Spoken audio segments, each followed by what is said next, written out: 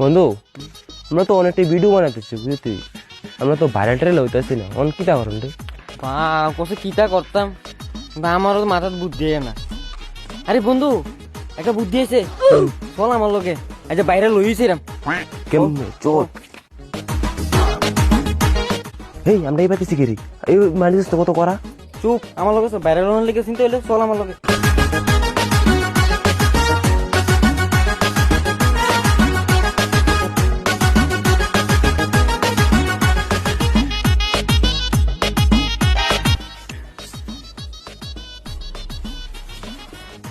এই কেডা আইছে গাড়ি গড়া?